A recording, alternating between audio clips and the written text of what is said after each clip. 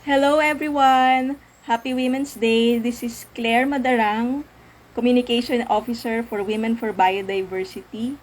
And this interview is part of our campaign, Her Equality for Sustainability, aligned with Women's Day, Gender Equality Today for a Sustainable Tomorrow. So I'm just going to invite our interviewee for tonight or for today, depending on where you are, which time zone you are, Jeevika Shiv. So I'm going to invite her now.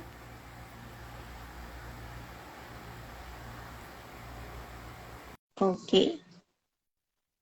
Yeah, there. Okay, hope your Women's Day is going well, or has it just started yet? So we're waiting for Jeevika Shiv. She's a woman who wears many hats. She's an intersectional feminist lawyer. She's a member of a rural women's organization, MACAM. And she's also an advocate for youth through UN Women. She's the youth representative. So yeah. So we're waiting for her. How's your Women's Day so far? Everyone who's watching. Where are you from? Where are you located right now, those who are watching? Hi everyone. So yeah. Hello Rahul. Jivika, I'm waiting for you. Oh, I'm going to ask you again. It seems like she's having challenges joining. I'm going to invite Jivika again. Okay.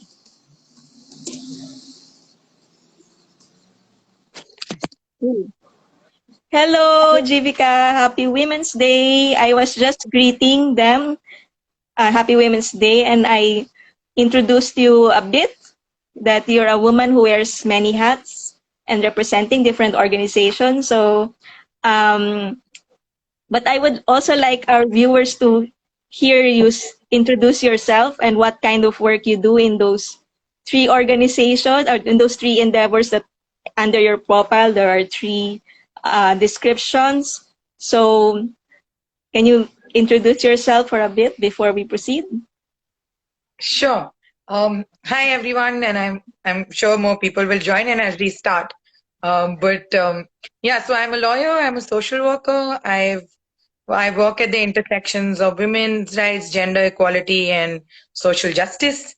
And I've worked with rural communities for about 5 to 10 years now, and especially rural women and girls, looking at how they can, participate more in governance, in the environment, in issues that affect them, and how do we look at, climate justice, biodiversity, all those concepts within the larger frame. And of course, I focus on the intersections of law, policy, frameworks that also govern communities and how communities can have a greater say. And yes, as you humbly introduced me, I am also a leader nominated to UN Women to look at gender and youth and look at young feminist organizing and what all of this means, for young people, especially those who are marginalized and vulnerable. So thank you for having me here. Happy Women's Day, everyone.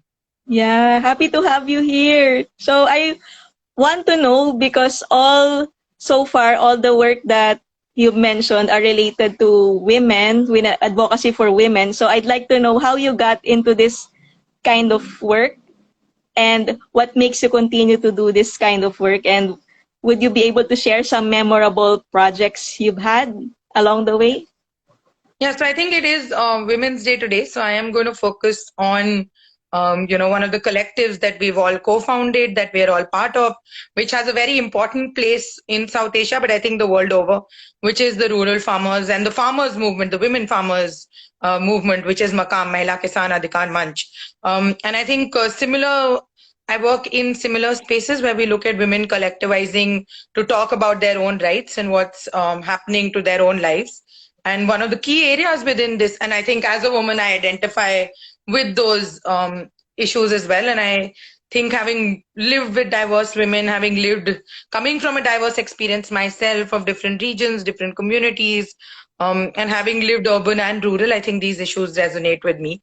And, especially the women farmers issue, which has not been spoken about too much. When we started this collective, when I worked with rural women who weren't identified much, and they felt that they needed their own identity as different from the urban feminists, as the urban spaces talking on gender and rights. And that's how we formed this in 2016. Of course, today in the Indian context, where the farmers movement has been the largest movement, it holds a very different political meaning. But I think women farmers have been at the heart of all of this discussion. And I think you can't have any discussion about change, about social change, without looking at, where communities locate themselves, their environment, whether it's forests, whether it's coasts, whether it's urban cities, whether it's slums, so how do we have this conversation about sustainability to be able to take forward these issues? So yeah, that's how I joined it. And I think my interest also lay in how people can have a better life, and especially women and girls who are at the margins. And I think most of my experience has been with tribal communities, in fact. So that's where I locate myself in understanding this discourse. Wonderful. This Rural Women's Collective, may you share any milestones or especially key transformations you'd notice among the women who are part of this organization? And if you can also connect it to our theme, which is Gender Equality Today for a Sustainable Tomorrow, that would be great. As I'm sure gender equality is also a theme in your work with women. Yeah, I think when we speak about women and gender diverse people, gender equality is intrinsic to it, right? It means a world where patriarchy, plays out, and it does not play out anymore. And we are looking at equitable resources, equitable access, equal participation, equal decision making. And you can't take people out of their environment or their context, right? You need to make it sustainable. For example, if you look at India, where I live, we are looking about the largest population of women working in the informal workspace, and even men. I mean, I think the gender spectrum, everyone works across the informal workspace, and within that, women carry the burden of unpaid care work, unpaid work, which is beyond care, right? Most of the work in the fields is also not compensated. It's, they're the producers on which the whole nation sort of works, right? So I think, whether it's your technology, whether it's other things, it all works on this. So it's interesting. I mean, there have been some milestones on how we came together where women felt like they needed to have a space to talk about what's affecting them most. When you talk about, things like water, where women spend so many hours in the global south fetching water when there's not enough water, fetching, energy, which is fossil fuel, through wood, because you don't have access to electricity or energy in terms of fuel. So, it consumes so much of one's life. Even food production systems are dependent on women and the fields to a large extent. When men start migrating out due to, different circumstances, distress migrations, poverty, all of that. So I think that's where women started talking about these issues much more. It's always been there. But to say that livelihoods become such a big part of our lives, whether it's paid economies or unpaid economies, while all of it should be unpaid. And I think the other thing is, as we've moved along, a lot of spaces have become privatized. So one of the things I remember, is also how people realize their own rights. So also given that 11% of women own land in India, their own property titles. So we're talking about that sort of disparity. And it's similar in the global south, whether it's Asia, Africa, Latin America. So in this context, the women I mobilized with and worked with, I lived in a coastal area in rural Gujarat. And, they brought in something called the coastal regulation zones, which means that they started giving the coastal lands to the government to be able to take over those lands, to be able to develop them for the community. But of course, we know the politics of development in our countries and in our regions. So of course, one day without the community knowing, there were some notices put up saying tomorrow you're going to have to come off and you're going to have to come to a hearing, and after 4-5 days you're going to have to consent to this land being taken over and being governed for you, and you can continue to live on it, but it won't be your community rights. And the community didn't know what to do. The men in the community were leaders as well. They were like, okay, we don't know what to do. So the collective I worked with was like, we talk about women and property. Let's talk about what happened here. So literally giving them the information on what the coastal regulation zone meant. It meant that they would get displaced from their own areas where they lived. They would not have rights to fishing, the right to be able to, the salt pan works where the workers were. And so these women just came together and gave this information as they understood it to communities, right? And these were all women farmers, didn't realize that even their own identity as a farmer. And as they started educating their own community in those 3 4 days, the youth in the community realized that they would be displaced from these lands, and big salt companies would take over this land. And we're talking about acres of land, the run of Kutch, little run of Kutch in Gujarat, in India. And I think just coming together and talking about, community rights and leading the community. The men in the community realized that these women had the knowledge of what to do. They had learned public policy. They'd learned the law in their own languages. They were able to communicate. And the next day they went to the authorities, the public administration, in the hearing and asked these basic questions. And just asking these basic questions, getting in touch with the other networks, stalled that land acquisition.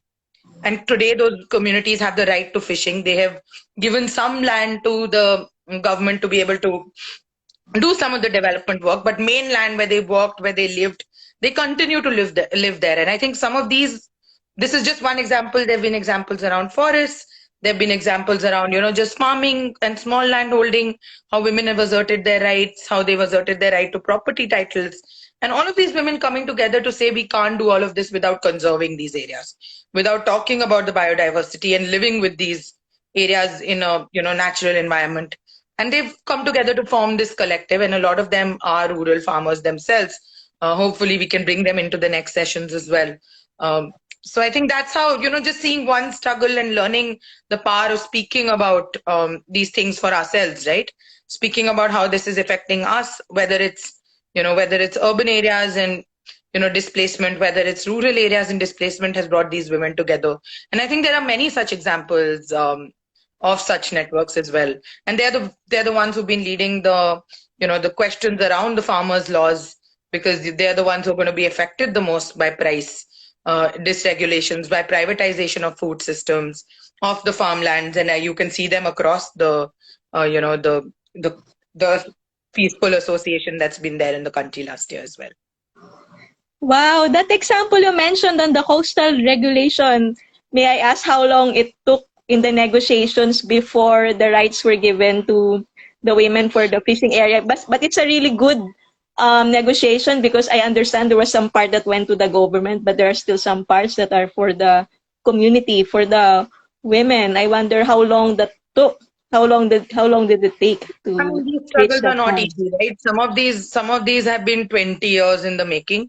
But this one was literally because of the numbers. They were like literally 10,000, 20,000 people in the community led by women. So it wasn't women alone. You can't do these things alone. You have to work with the community. So the community also came in. And I think Neeta Pandya, who's here listening to us, she's also been part of such progressive movements around women, land, forests, biodiversity with pastoralists and others. So this is not a one-time struggle, right? Like this has been happening in our region for years with the colonized laws around land, around common property. This is something that you've seen, and it's worst impacted our women farmers who have no legal right over the land and are not recognized even as being, those who have a relationship with the land. But this particular one, actually, because of the way it panned out, it took about 3 weeks to literally stop it. And then another 1 year of negotiation on what can actually happen without all the lands being taken over. So, it took 3 weeks of literally action every day, with women leading it, women negotiating with the government officials, and you'll find many such examples across the Mahila Kisan Adhikar Manch partners. We're 124 organizations and, many more individuals and networks and campaigns and movements, and of course, led by rural communities. So, yeah. Wow. By the way, I see Nita Pandya. Do you know her? She actually wants to join our live video. Do you know Yeah, her, or Neeta, you want to join in, please come in. Happy to have you in as well at some point if you want to speak about anything. Yeah, is she she's with also Macam part of. also? Is she with Macam? She works with pastoralists. Yeah, Okay, I'll invite her. Okay. sure. I just approve her. Oh, I'm not sure is she here yet. But anyway, I approve her request to join, so maybe she will join in a bit. So, wow, that was fast, 3 weeks. But I guess that has some kind of serious foundation Yeah, but before it got to that yeah, point. exactly. The women's collective worked for 25 years to build trust for the community to trust women to be able to do this in a patriarchal community. It takes time for women to come into leadership, battle social norms, battle legal norms, battle administrative barriers which only recognize men in these spaces of environments, where there is, anything to do with land, property, environment, big spaces is all men in the public domain, right? So women have to keep negotiating these spaces both in the family, community, as well as in public authority. So it's 25 years of doing such collectivization which brings about such impact. Perhaps I was not even born when that collective started. So I think it is about investing in women's groups, in organizing, in women led initiatives, in women's leadership to enable this. Yeah, that's really actually that really also gives me hope because I also am from the global south in the Philippines, and we also have many examples of farmers, fisher folk, and others being exploited. And yeah, so it's I feel really good when I know that they really fought for their rights to the land, and yeah, and to access to resources. So may you also You know, give, that was a powerful example. Would you also be able to share an example or a story where gender equality is a factor or a variable in the story? yeah, definitely. I think in this one also, right? Maybe I can give you another example of Mm-hmm. just access to forests, right? Like women are the one who access forests mostly. If you look Mm, at, yes. who are the ones who do the work around fuel, and access to forests is usually stopped in the name of conserving forests. But we have to recognize that women are the biggest conservators of forests. They're the ones who look after them because they're dependent on them biologically, right? So just by asking for space in forest committees which decide on the forest, which are called forest rights committees, and even in the joint forest management committees, both, where you look at forests as landholding of tribal communities, or the other one where you look at conservation, women have led these battles, have been asking for it at the root, at the panchayat level, have been campaigning for it at the panchayat level. They've also been talking about violence in the forest, which is such a gendered thing by the forest guards, by the Mhm. authorities, which happens mostly on women, right? You've seen sexual violence, you've Mhm. seen physical violence, you've seen gender. I mean, it is all gender based. And I think women coming together to say, we're not going to allow this, otherwise, we're not going to allow you to govern forests, which are actually in our community, right? And asking for 50% decision making. And today we see it. This was something that was proposed in the national law. The forest rights movement has been led by women in the country today. And they've actually demanded this, right? From questioning the forest guards, doing the cases, actually negotiating to say gender based violence in forests is not okay. Getting community members to recognize gender based violence, right? Talking about what's happening without being stopped. The typical response of the community is, oh, stop going. But how long can you stop going? You're dependent on it, and you can't stop access to, and even most of these are forest areas. So if young girls have to go to school, it's not safe because you're literally always being attacked by those in authority. So I think women have led these campaigns in different parts of the country. Whether you look at Maharashtra, Odisha, Jharkhand, Chhattisgarh, all these are different states in India. And we see parallel, processes in different parts of Africa as well to demand these rights to forests. And I think that has reduced violence. It's also held, forest authorities more accountable to women's needs, and also allowed them to have a more iterative, you know, relationship with forests as well. And of So course, made them center of decision making. So today, women are seen as separate major stakeholders. Something that the report on biodiversity also talks about as being one of the key demands of the 2020 Global Biodiversity Framework. And these, for everyone listening, these are actually negotiations happening at the UN level, on the biodiversity framework, at the global level on the Convention on Biodiversity, where we are looking at women coming in as a key stakeholder, and gendered responses to biodiversity being considered as well.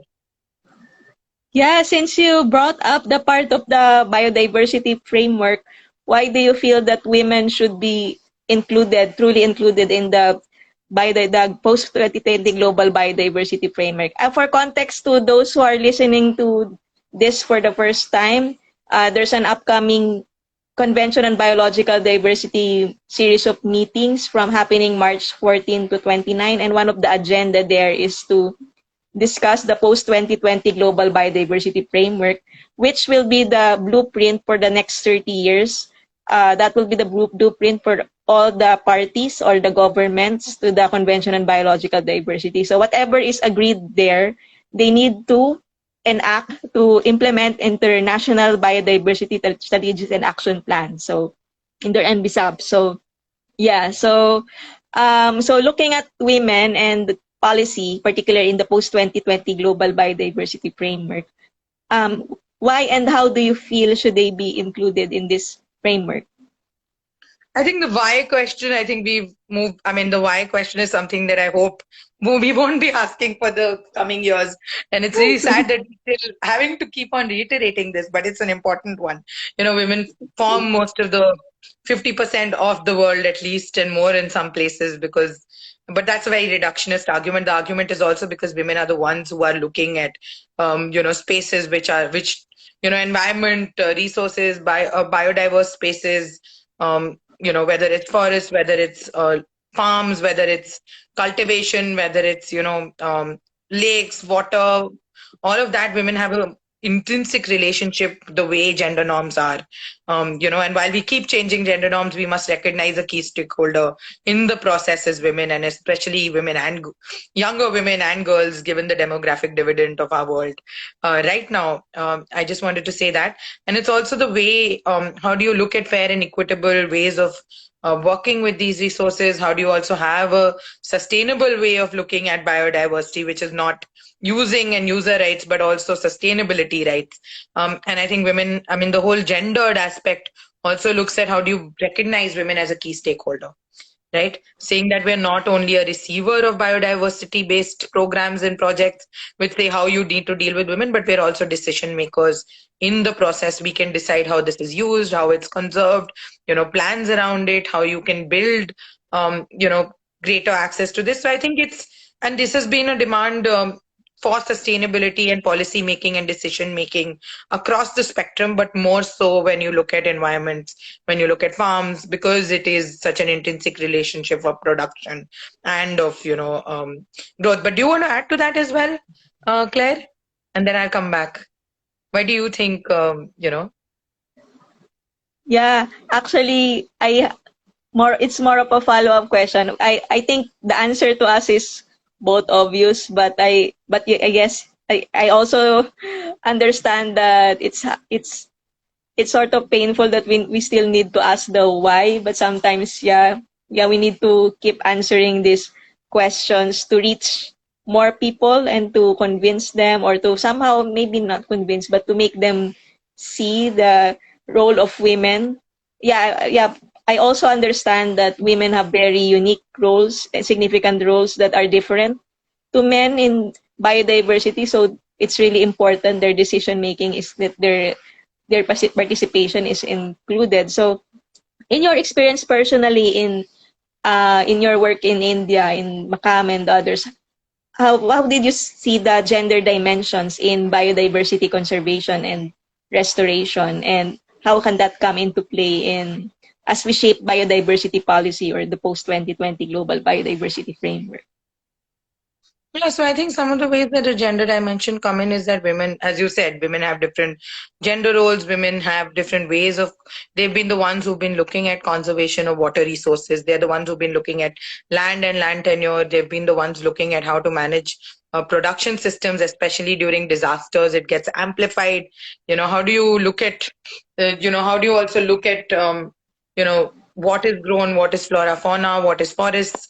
And I think, women, I mean, a lot of this is to do with economic imbalances, right? Where women bear the burden of double poverty, migration, distress migration, having to deal with loss and damage. So it also becomes imperative that they decide how this is decided for them, right? Whether you're looking at conservative policies, conservation policy, whether you're looking at how water is managed, how forests are managed, whether, so I think in this whole discourse, women then become key stakeholders. One of the ways we looked at it is also to look at the most vulnerable women. I think that's where we locate ourselves.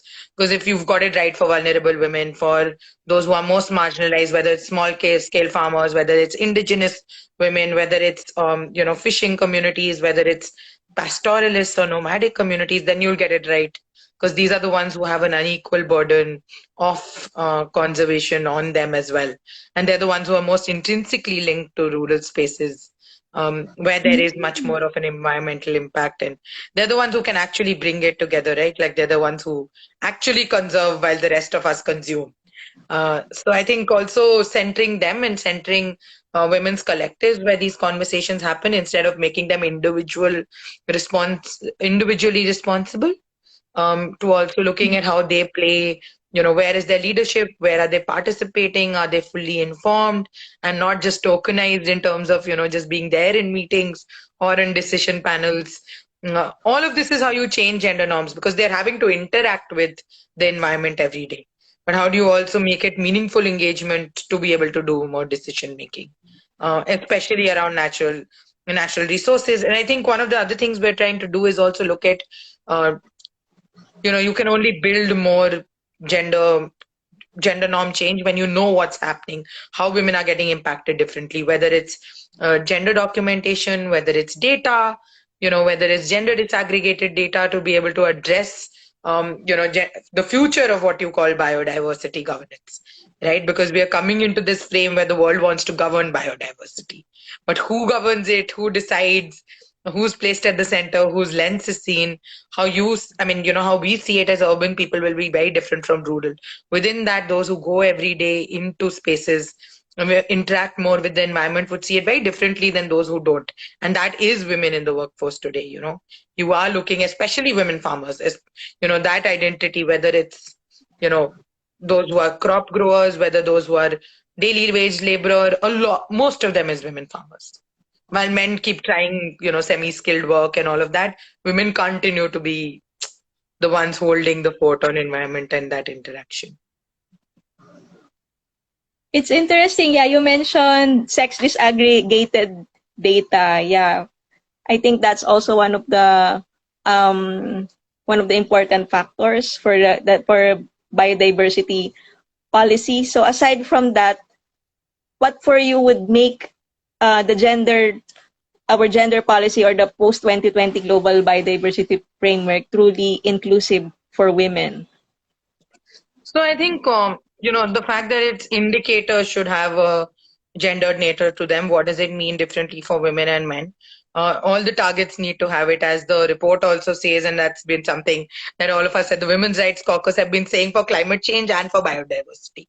And for everyone who's listening to this, the UN also has a commission on status of women every year to monitor progress on women. And this year's key theme is looking at sustainable futures and the climate crisis, right? So we must start talking about how it differentially impacts women. How do you make actors more responsible to women as well? How do you have specific strategy plans, which is a gender plan, right? You can't just keep saying all plans are the same for women. So pushing for a gender plan as well is something that we've been pushing for. Of course, gender disaggregated data is something that one is pushing for. It's also a rights-based approach where you look at women both all for healing, protection, but also sustainability and their own growth with the environment as well. And also looking at, if you don't tackle inequities, you're not going to be able to tackle biodiversity. It's not, the underlying causes of inequity need to be addressed for women to be equal participants. So this is, equally important to look at inequities being addressed, because if you're looking at gender being a core part of this as well. Do you want to add to that a little bit, Claire? Actually, I just want to I'm just trying to imagine. And I hope you help me imagine the stakes for this. Like if biodiversity policy, if for example we implement a global biodiversity framework and national national biodiversity strategic and action plan. So basically, the national policies of governments. If those policies are not gender responsive or are not women inclusive, how would it? What would be the loss? How would that impact not just women but biodiversity? I kind of feel it, but I guess I just want to I want us to communicate more the stakes for it. Like, what would be the consequences if our biodiversity, our direction for biodiversity is not gender inclusive, gender responsive? Absolutely. I think just the knowledge on how women uh, work with the environment is going to be lost if it's not gender responsive. Resources will get destroyed faster because you're not going to have those with the knowledge of how to conserve them, how they're getting depleted. The knowledge of natural resources itself, as we say within indigenous communities. Also, if they're not in decision making, you're not going to be able to look at governance holistically. You're not going to be able to look at those who are actual users of these resources being having a stake in this, right? You're also looking at if you don't involve women, it's going to take 267 years more to come to any sort of conservation, is what studies have told us the world over. It's something that we see even in the global gender gap report of 2021, right? And if women are not recognized, you're also going to look at um, there's going to be an absolute ecological gap, as they call it, which means that inequities will will exacerbate. You will also look at more disasters happening because you've not been able to conserve, you've not been able to get communities to understand the knowledge, and women are the ones who carry the community knowledge, right? They're the ones who give it from generation to generation. They're the ones who tell you how you need to interact with forests, how you need to interact with fields, what are the ways which are sustainable. Women are the, unfortunately or fortunately, we haven't come to a gender blind world yet. When things are gendered, we must look at who's getting impacted the most. Some people will say, oh, why are you talking about women? It's an equal world. But the reality is they're the carriers of a lot of knowledge. They're the ones who hold the barriers on their shoulders as well, right? So you must acknowledge them and give them space to be able to come with their knowledge into these spaces. And also assets, how to manage assets, how do you work these assets in communities. And when I say assets, I mean community assets, which is the water resources, which is forests again, which is even in urban areas where you use, all those who are listening to us in India, things like in Bangalore, when you see a mess of water, there are all these lakes which have got completely dirty and nobody to look at what is happening. There's absolute water pollution. If you Mm-hmm. had those who are actually managing and conserving this, especially those whose life depends on it, having a greater say instead of just a techno managerial approach, perhaps we'd have a different impact, right? Because those who have to live with it every day will manage and govern it in a different sort of way. And that's why women are more important as well. Um, and what would this look like? This would also look like, less risks if, cleaner air, cleaner energy, greater participation in economic decision making at a global level, which would also mean greater well-being, functioning ecosystems. And I say even more for those who are marginalized women, because they're the ones who carry the greater burden of all of this as well. Yeah. Oh, I think someone wants to join our video. I think this is Dr. Soma. Yeah. Sure. I Okay. mean, Neeta, Soma, both of them can join. We'd be happy to have both Yeah. of them. I'm not sure how Nita wasn't able to join earlier, but I approved her request. Dr. Soma. Hello, Dr. Soma. Hello. Oh, she disappeared. I was going to. Yeah, I know that she works, I think, in with wild food, if I'm correct. Yeah. And Yeah. I think it's also forest rights, if I remember correctly, access to, yeah. Yeah, So, absolutely. so No, and yeah, I so think I kind of got excited with our conversation and all the possibilities for women. And yeah, I know that much still needs to be done, but it's great hearing all these success stories. And of course, um, there's more of the future action so that we can ensure women's participate greater participation in biodiversity. So what are you looking forward to in the future, and what are you working towards? So I What do you think envision? for me, Mm-hmm. and I think for a lot of us, the base of this lies in participation, meaningful engagement, being part of decision making for women. Whether it's climate change, whether it's different aspects, including protection of biodiversity, conservation. And I think, the key thing is how do you mitigate and prevent and compensate for adverse impacts? And that you can only do when you have women deciding how this can be done. Being equal stakeholders in how this is being done. And for that, you must have them at the table, fund them, resource them to be able to have models and, be able to look at how this can be done, because none of this can be done without actually looking at investing in women.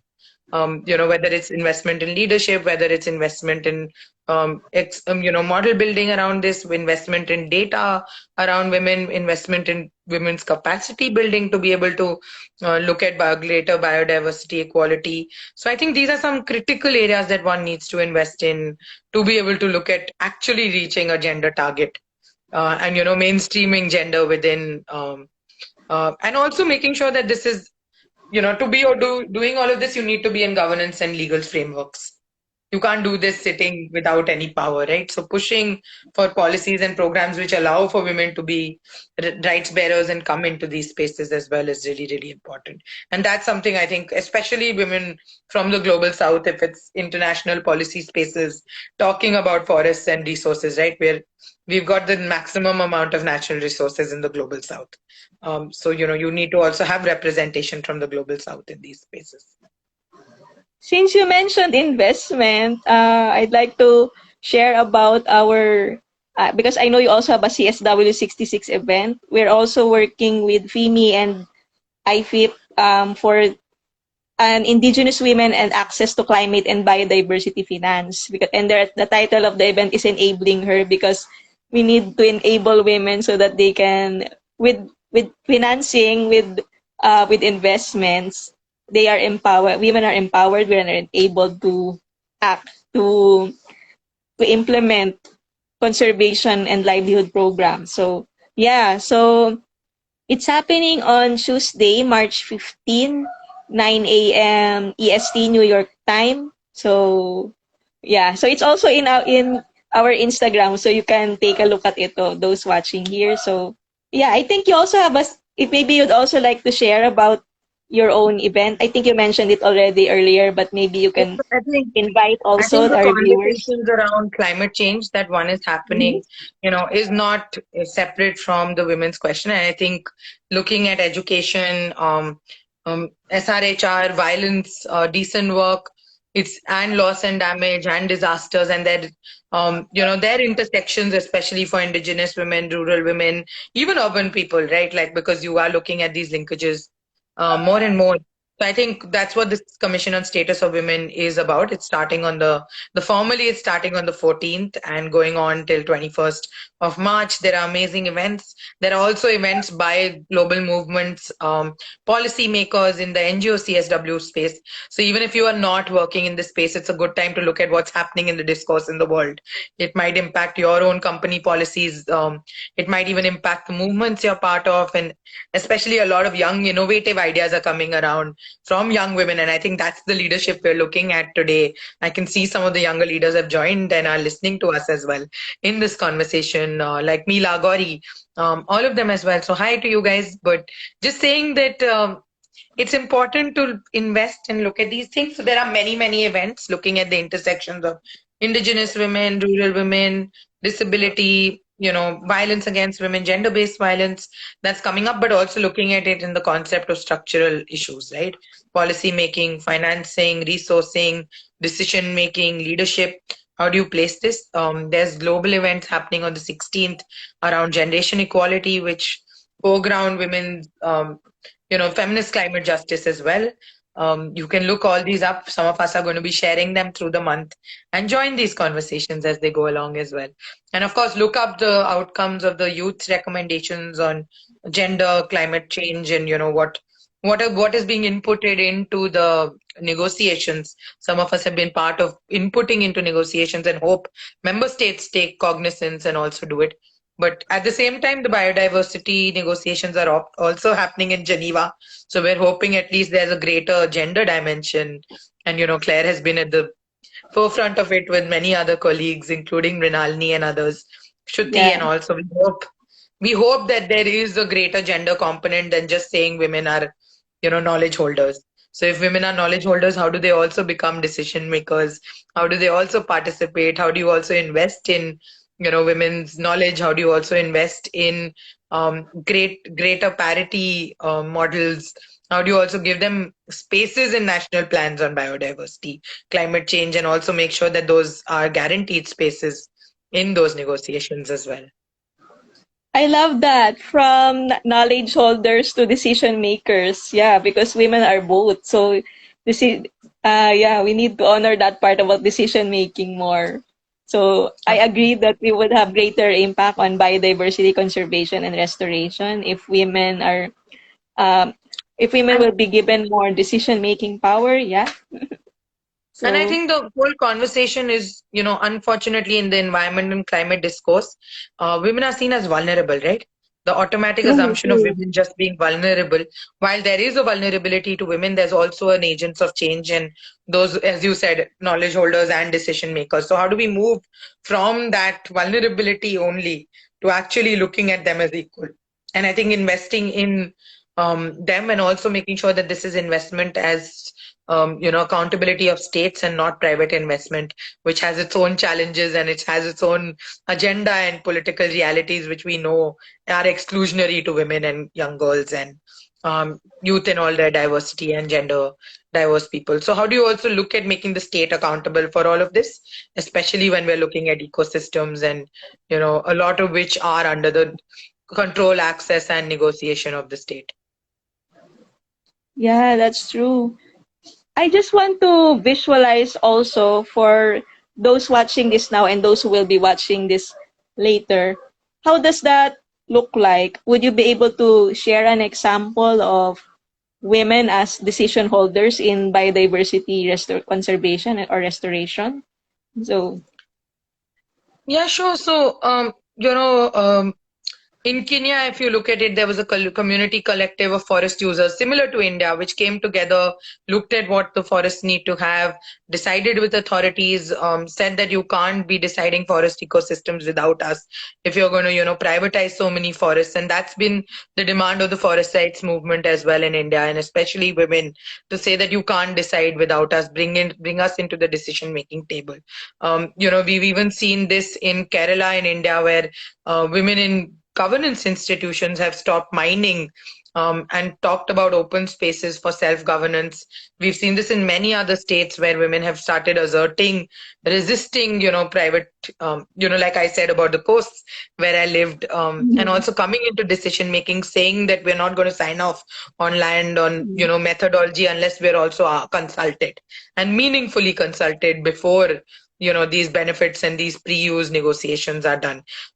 This also means setting up committees which are women led, Mhm. setting up spaces which are women led, also doing capacity building of women to be able to participate in these spaces, getting into integrated environmental protection, conservation, management, and growth as well. Um, so, a lot of this is about the basic principles, right? Of where are you investing, where are you resourcing, where are you building Mhm. capacities, and also where are you allowing decisions, and what do you do when you don't agree with women? Do you overrule them, or and that's been the space of a lot of disagreement, right? When you disagree with communities and within that women, then do you also listen to them? And I think that's the legal space that one is asking for as well. Yeah, I'm curious also, and I would like to hear an example if you know of one, because we both know that women's roles and the way also women access resources from biodiversity are different from sometimes from men. So I would like to hear an example where the knowledge and the experience and also the decision making of men and women complement one another to have a very effective, impactful biodiversity conservation or restoration program. So, yeah. So I think there have been many examples of this as well, especially Mhm. something to learn from is indigenous communities, right? Where men Mhm. and women have worked together to protect forests, have come together to do small farming, to do natural farming, look at what are the ways, and I think IUCN and others have many reports which have documented this both in India and in different spaces where women have led the agenda on land managers, on resource management, on how to manage even water distribution, right? Water conservation, water distribution, especially this becomes so important in communities where access has been denied due to discrimination, and men and women have worked together. But the knowledge of women has worked in these spaces much more. And if you look at it, whether it's different parts of India, right? Like Makam Partners have done this in Mhm. agroecology, have done this in sustainable, where there's been disasters as well. How do they come back to build post disaster, whether it's coast, whether it's fishing communities, all of that. So there's many, many examples of that. Do you I want to guess give I'm one from your curious. area? Yeah, I guess I'm curious to hear of a good story where men and women are working in harmony, because the stories I hear also are of, for example, men preventing their wives from joining committees. Like, So unfortunately, I there think are it's stories of that, right? So, yeah, yeah, it so would be it's nice to interesting, hear right? a story of. Where you invest in women in communities as separate from women as individuals only, then you are Mhm. looking at that collective negotiating. So if you look at, the collectives that I worked with, whether it was the Panam Mahila Sangathan, which looked at, it was a community where there was a dam that was developed. And in the post dam, first they resisted the dam becoming bigger. Dam is like a water body, they block a water body, and then most of those communities were impacted. But they worked with the men. I mean, the women formed the collective. The women decided what to do. The women Mhm. also negotiated with men to say, if you don't allow us to do this, we're going to lose access to our lands, which are going to get submerged underwater, and all of this being done in the name of conserving that area. So let us come together. They negotiated. So many men said no. There was violence, but they kept talking about why they need to come in, right? They also created support systems for violence instead of just criminalizing the men. To say why is it necessary? They kept having these dialogues. They had the women's collective meetings and they had the community meetings. And both of them working together actually made the men understand that women knew more. Women had learned how to use their land. Women were better negotiators because they resisted any pushback from the government. They would go in their collectives, they'd build trust around each other. They weren't looking at competing for the land, right? They were looking at collectively working on that land. And they were able to stop that land from being taken over to a large extent in the Panam Mahila Sangathan where I worked, again in Western India. And so they were able to get these men, and today these men are the ones who say, please go, please, negotiate for greater food security rights, please go in, because they realize the impact it has on their children, on their communities. And at a time when there's so much distress migration, especially during COVID and all, these collectives are the ones where we've seen communities sustain themselves the most, right? These women farmers where they've led, a lot of these are collectives of women farmers. And in fact, the Rural Livelihood Mission today in India actually looks at centering women, learning from these examples of collectivization. And I don't know how much of it is tokenistic still and how much of it is true empowerment. We must keep monitoring that. But at least in essence, saying that the way to invest in communities is to invest in sustainable livelihoods, which is not only skill building, it's also about conservation, it's about the biodiversity that they engage with, it's about the climate that they live in. And I think, some of these women, as they'll tell you, uh, one of the women kept saying, she's the head of an collective which does organic farming, the Ratan Mahal collective, and she kept trying to negotiate in the house. And soon as income started coming in, as they didn't have to migrate for so many years because they started building on their farms and forest land in better ways, she learned better practices from the collective she worked in. The respect in the community also increased, and the men started saying, we also want to learn these methods so that we also don't have to migrate. And I think today that collective is able to at least, support the community itself. And I think that's the shift that we need to look at, instead of saying it's men versus women, to say what is it that women are bringing and how do you Mhm. negotiate with the men. It's not an Yeah, either or anymore. that's great. I mean, what I'm hearing from you is there might be conflict sometimes. Of Um, course. before there can be harmony. So it's like it's the women who are initiating sometimes and try and communicating with the men that these are the stakes, this is what will happen if we don't act, and this is what will happen if we act. So yeah, so yeah, and what I'm hearing from the examples are women as leaders. Yeah, definitely powerful leaders and decision maker. So yeah, I believe we need more And of as that. leaders, Yeah. you can't, I mean, as leaders, you must address conflict, you must address violence to say that this is Mhm. all part of the leadership program, but it also means looking at how you can work together, right? Because you are going to be living in those communities. And I think it's, and especially if you are a marginalized community, you're getting, you're anyway at the end of decision making. So how much are you going to keep negotiating otherwise? Yeah, that's true. I think our hour is almost up. We have like less than 10 minutes. Oh, there's a greeting in the comments. Happy International Women's Day too. Happy Hello. Yeah. if you'd like to join Yeah. in too. Yeah. No, So, but it's great that we're yeah. opening these conversations up beyond, just the space itself and actually talking about, women as agents of change and actually looking at them in a key stakeholder. And I hope, as we go into the convention on biodiversity in Geneva, or we look at, the Commission on Status of Women, that women are centered in these decision making. The negotiations don't only look at them as someone needing to be protected, but also those who can protect the environment. Moving from women need to be protected to women being protectors of the environment. And, that's the shift we need to start making. I love that, from protected to being protectors. Yes. And then, what was the other one again? From holders to decision makers. Yes. Absolutely. And I think Yeah. from being vulnerable to being change agents, right? This whole Yeah. vulnerability away agency, and we need to start looking at women's agency because they're the ones who are asserting it with respect to, even livelihoods which are dependent on biodiversity. They're asserting it with respect to management. It's just an invisibilization. Women are doing it all. Let's start recognizing, let's start visibilizing. Our policies need to do it. So absolutely. Yes, that's true. And that even makes me more excited for the negotiations in Geneva. Yeah, we really need to make a case for women being truly included in our biodiversity framework, and of course and to be implemented in the national policies. Yes.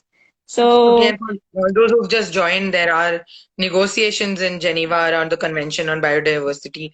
And unfortunately, gender only seems to be a small component. But all of us and the Women's Rights Caucus have been pushing for it to be an integral component across and also to have a differential gender plan, to deepen and to mainstream at the same time. And it's something that's also happening at the Commission of Status on Women, negotiating climate change and climate crisis. yes, because we're living, yeah, indeed, in a time of this crisis, and we need to address them. And yes, with women as leaders, I believe that we can address them faster And based I on the hope example that you shared. Yeah, hopefully. women Yeah. going to interview. So yeah. Thank you so much, Jeevika. So um anything else you want to say before we wrap up? Yeah, I think we have 7 minutes before, because I think the live will end automatically in 1 hour. So yeah, we have No, I seven think, minutes for.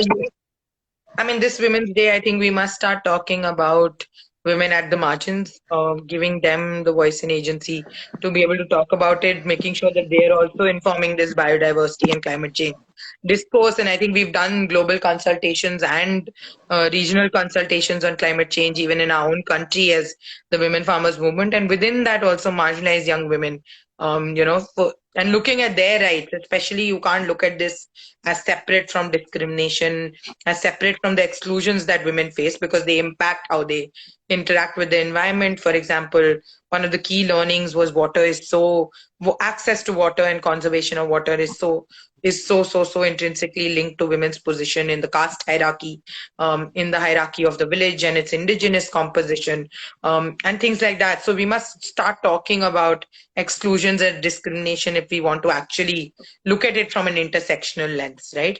And I think that's the way to go if we actually want to have a truly gender mainstreamed framework for climate change or for biodiversity. Yeah, I believe that's too because it's intersectional. Like we cannot talk about women without talking about human rights based approach and yes. Absolutely. And you mentioned also the inequities and how inequities affect how we conserve or how biodiversity gets degraded because of those inequities and how biodiversity loss of course disproportionately affects men and women and other groups. So yeah, I can see it all from an intersection. We can see it.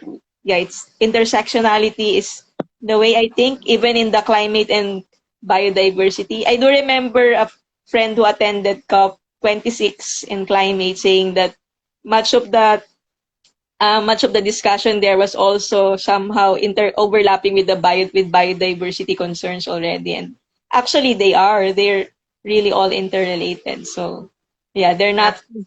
I think to be we also compartmentalized. Yeah. And I think while we make an alliance between climate change and biodiversity, we also need to move the women's spectrum to the gender spectrum and look at how are we looking at inclusivity in that spectrum as well over the years, because we are looking at gender decision making and those at the margins of even gender coming into the mainstream of this discourse. Yeah, that's true. So yeah, so I'm excited for so Thank you so much for having me today, and I look forward to more conversations, perhaps with many of you who are hearing this as well in the coming yeah. days. Thank you. Thank you. I'm also going to save this in IGTV so people can rewatch this. Yeah. So thank you again, Jeevika, and thank you Thank you so so much. much. Happy Women's Day to you and to everyone. I got really excited hearing all the stories and insights, and all the quotable quotes. For me, those were quotable quotes. I think I No, ask we your must start permission to quoting communities use more than them ourselves. also. So I'm happy to send Yeah. you quotes So from communities. yeah. Thank you so much. Yeah. So thank you Okay, so Claire. Thank much. you. Have a good evening. Happy Women's Day again. Bye. Bye everyone also. Bye bye.